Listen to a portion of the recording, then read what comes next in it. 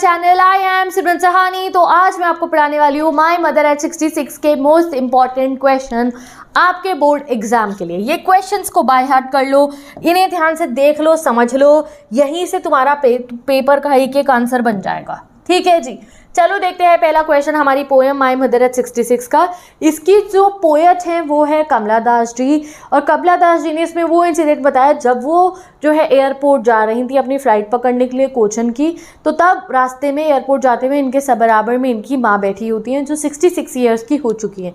अब इस उम्र में अपनी माँ को देखकर जो है कमला दास जी का मन बहुत घबरा जाता है। वो देखते कि उनकी मम्मा जो है वो बहुत बूढ़ी हो चुकी है, उनके फेस पे वो शाइन और वो एनर्जी जो जवानी की होती है वो नहीं दिख रही, और वो देख के वो डर जाती हैं कि उनको अपने माँ के फेस पे क्या दिखता है, नियर डेथ, कि उन्हें ये लगता है कि कहीं अगली बारी मैं मिलने आऊँ इनसे, इससे पहले ये मर ना जाए। और वही डर उन्होंने साझा किया हमारे साथ में इस पोम में। तो चलो देखते हैं इसके क्वेश्चन। अगर आपने पोएम लाइन बाय लाइन नहीं देखी है तो गाइस मैंने 10 से 15 मिनट में पोएम को पूरा समझाया है, इन डेप्थ, एक एक हिडन मीनिंग बताया है पोएम का, एक एक लिटरेरी पोएटिक डिवाइस बता दिया है। तो 10 मिनट में जाके वीडियो को देख लो और फिर क्वेश्चन देख लेना। ठीक है, चलो। अब how does Kamala Das try to put away the thoughts of her aging mother. तो कोई लाइन वाइज क्वेश्चन नहीं है, कोई भी क्वेश्चन कहीं पे भी है, मिक्स्ड बैग है। तो उनको जब जैसे डर लगता है कि यार मेरी मम्मा बहुत बूढ़ी हो रही है, तो वो थॉट वो अपने दिमाग से भटकाने के लिए अपने माइंड को क्या करती है, गाड़ी में से बाहर देखती है, पता है तुम्हें, बाहर वो दौड़ते हुए पेड़ दिखते हैं और बच्चे झूलते हुए बाहर नहीं आ रहे होते हैं अपने घर से भागते हुए। बस उसको इंग्लिश में कैसे लिखोगे, पता है तुम्हें, गाड़ी से बाहर देखती हैं, ट्री स्प्रिंटिंग है, मेरी children spilling out of their home, लिखोगे कैसे? तो ये सीरीज अटेंड करोगे वो तब पता चलेगा। तो कमला दास finds the thoughts of her aging mother very painful and disturbing.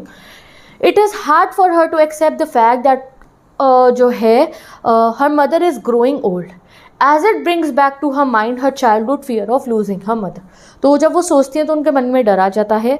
She makes a deliberate effort to drive or put away such thoughts by looking out of the moving car at the trees painting and the joyful young children rushing out of their homes. तो ये उन्होंने करा था अपने जो है मन को भटकाने के लिए, और ऐसे आप अपने एग्जाम में इसको लिख दोगे। ठीक है जी, अगला question. Why has Kamala Das compare her mother to a late winter moon. सर्दी के चांद से क्यों कंपेयर करें? क्योंकि सर्दी के चांद के सामने धुंध और कोहरा आ जाता है, तो वो बिल्कुल शाइन वैसे नहीं करता जैसे गर्मी में करता है, बिल्कुल चमकता हुआ सा। तो वैसे ही लाइफ का बुढ़ापा की एज में हम वैसे शाइन नहीं करते हैं जैसे लेट विंटर का मून शाइन नहीं करता है। The poet has use this simile, और उन्होंने यहाँ पे सिमिली यूज़ करा है, एज लेट विंटर्स मून। जैसे मैं कह रही हूँ जो है जब भी एज और लाइक यूज़ करके कंपैरिजन होते हैं तो सिमिली है। मैं कह रही हूँ स्मूथ लाइक बटर, तो मतलब है ये सिमिली है। मैं कह रही हूँ एज स्वीट एज शुगर, तो ये एक सिमिली है।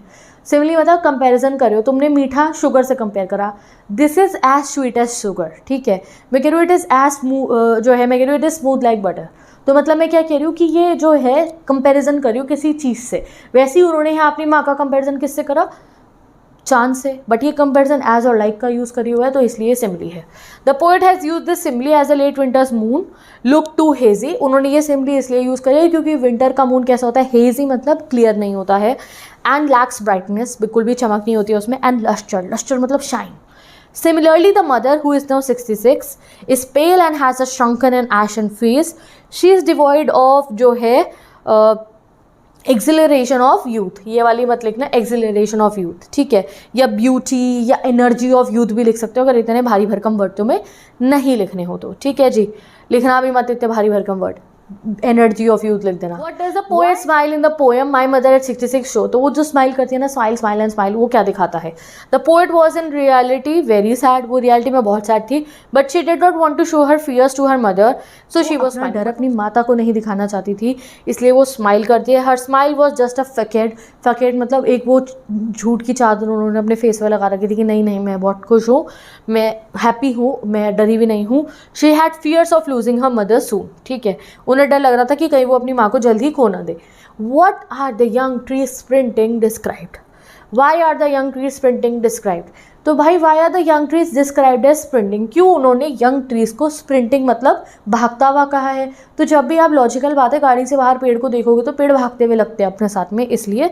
दूसरा, वो कहीं ना कहीं कंट्रास्ट शो करना चाह रही है कि कहाँ मेरी माता जो है वो तो गाड़ी में इतनी ज़्यादा वो जो है अब थकी हुई रहती हैं, बूढ़ी हो चुकी है, इतनी उनमें एनर्जी नहीं है कि वो सो रही हैं बैठे बैठे, जो है इतने रास्ते के बीच में, और वहाँ वो जो पेड़ हैं वो यंग हैं, वो भाग रहे हैं। तो लाइफ और death, energy and low energy, coming death का जो है और जो है एक लाइफ का कंट्रास्ट दिखाने के लिए उन्होंने ऐसा करा है। The poet is travelling in a speeding car and the road side trees seem speeding past और sprinting in the opposite direction. पहले लॉजिकल आंसर दोगे। The poet has yet contrasted young trees which are moving fast to her mother who is old and slow. Contrast है, fast trees भाग रहे हैं, young है, mother old है और slow है, तो ये कंट्रास्ट दिखाने के लिए करा है। What were the poets feeling at airport? How did she hide them? Airport पे फीलिंग क्या थी, कैसे वो उसे छुपाती हैं? The poet was torn apart. बहुत मन बहुत खत परेशान था by the feeling whether she would see her mother alive the next time or not. डर क्या लग रहा था, अगली बार आऊँगी अपने मायके तो क्या माँ को देख पाऊँगी या नहीं। She hid her feelings by smiling reassuringly at her mother. और वो जो है स्माइल करते हुए अपनी माँ को रीअश्योर करती हुई जाती है, see you soon अम्मा। ओके जी, अगला क्वेश्चन देखते हैं। What do the parting words of the poet Kamala Das to her mother signify? जाते जाते वो क्या बोलती हैं, सी यू सून अम्मा, ठीक है, तो वो क्या सिग्निफाई करता है? द पार्टिंग वर्ड मतलब बात बाय बाय करते हुए के words of Kamala Das to her mother signify her anxiety and fear. उनका एंजाइटी और उनका फियर दिखा रहा है about her mother's frail health, नाजुक हेल्थ, फ्रेल मतलब नाजुक। They also express the hope that her mother would survive till they meet again. और ये बहुत अच्छा करा कमला दास जी ने, वो जाते जाते से कहते हैं ना मैनिफेस्ट करो चीज़ को, उन्होंने क्या कहा, सी यू सून अम्मा, जल्द मिलेंगे। कह गई वो, अगली बार आई अपनी मम्मा से मिली वो। इनफैक्ट तो मैं रियलिटी में बताऊँ तो मैंने पढ़ा है दैट इनकी माता जी बहुत लंबे समय तक जीती, आई थिंक सो 90+ जीती। तो इन्होंने क्या करा, सी यू सून अम्मा, जाते जाते माँ को ये नहीं कहा मुझे बहुत डर लग रहा है मैं आपसे आगे मिल ना पाऊँ, नहीं, अच्छी वाइब पे वो जो है कह के जाती हैं। डरी खुद अच्छी वाइब पे ना हो, वो बहुत डरी हुई थी, बट वो जाते जाते क्या बोल के जाती है अपने मुँह से, से यू सून अम्मा, और अपने आप को भी होप देती है कि हाँ जल्द मिलूंगी, ऐसा कोई बात नहीं है, ठीक है जी। What is the significance of the word but all I said was see you soon अम्मा में? तो वो कहते हैं but all I said was see you soon, तो इसमें बट वर्ड का मीनिंग क्या है, क्यों उन्होंने बट लगाया?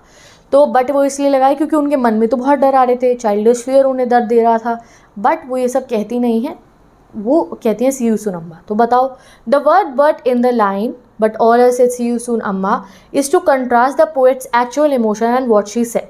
तो उनके मन में बहुत डर था, बट वो डर अपने जो है बोलती नहीं है अपने मुंह से।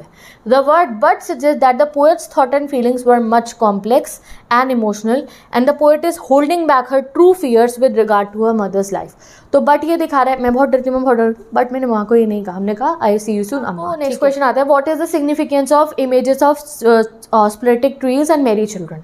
तो both sprinting trees and merry children are happy and young. Sprinting trees happy दिख रहे हैं, यंग है, बच्चे हैप्पी और यंग दिख रहे हैं। They present a contrast to mother's pain and old age and the poet's worry and fear. तो वहाँ वो पोएट डरी हुई है, परेशान है, मदर उन्हें ओल्ड दिख रहे हैं, वहीं बच्चे खेल रहे हैं, कूद रहे हैं, खुश हैं, तो ये कंट्रास्ट दिखा रहा है। Why could Kamla not express her thoughts to her mother on airport? वो अपनी माँ को जो वो फील कर रही होती हैं वो क्यों नहीं बताती हैं? तो कमला दास did not express her thoughts because she was overwhelmed with worry and pain. बहुत डरी भी थी और दर्द में थी at the thought of losing her mother. Moreover, any such expression would have aggravated the mother's condition. Aggravated मतलब बदतर बना देना। अगर वो अपना डर अपनी माँ को बताती कि मुझे ऐसा डर लग रहा है तो आंटी और परेशान हो जाती।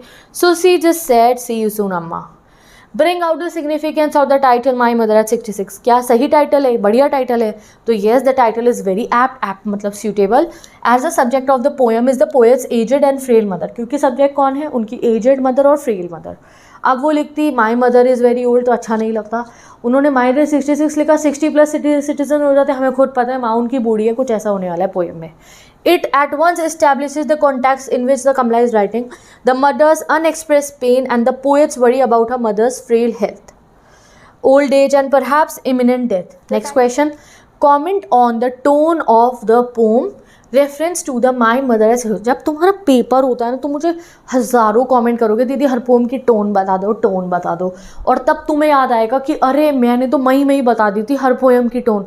तो अभी सुन लो और अभी याद कर लो, वरना आखिरी दिन पे ना जरा एक बार कोई भी आखिरी वाला लाइव सेशन का कमेंट देख लेना। लाइव चैट में मतलब समझ लो तुम इतने हज़ारों बच्चे कहते रहते दीदी टोन बता दो, टोन ये रही टोन, स्टार्टिंग से ही सब करते हुए चलेंगे। तो the tone of the poem is predominantly pensive and sorrowful. Sorrowful तो पता है दुर्द भरी, पेंसिव मतलब होता है जब आप कुछ बहुत चीज़ को बहुत ध्यान से और सीरियसली सोचो, आप बहुत ऐसे सोचो जैसे वो सोच रहे मेरी माँ बहुत बूढ़ी हो गई है, तो दिस इज पेंसिव। तो टोन पेंसिव है और सोरोफुल है। The poet suddenly notices that her mother has grown old and is frail मतलब नाजुक and pale like a corpse. This could have surprised her since she only sees her mother during holidays and not on daily basis. क्योंकि वो अपनी माँ से holidays में ही मिलती होंगी, जैसे जब मायके आई हैं तब, इसलिए वो सरप्राइज हो गई अपनी माँ की इतनी जो है नाजुक हालत देख के, बुढ़ापा देख के. The poet expresses a concern over her mother's aging. और इस वाली पोएम में उन्होंने अपनी माँ की बढ़ती उम्र पे अपना कंसर्न दिखाया है. तो टोन कैसी है? पेंसिव एंड सॉरोफुल है. पेंसिव मतलब बहुत सीरियसली वो सोचे, सॉरोफुल मतलब दुख वाली है ना, दुख होता है ना इस पोएम को पढ़ते हुए, डर लगता है ना, वही. ठीक है, तो विद दिस इस पोएम के मोस्ट इंपॉर्टेंट क्वेश्चन यहाँ कंप्लीट. इसके अलावा कुछ मत पढ़ो, हो गया सारा काम इस पोएम का कंप्लीट. हाँ, एक्सट्रैक्ट बेस्ड क्वेश्चन पढ़ना जरूर जो मैं कराऊंगी, और पोएटिक डिवाइसेस वगैरह देख लेंगे. तो with this lesson this video, bye bye, take care and best of luck.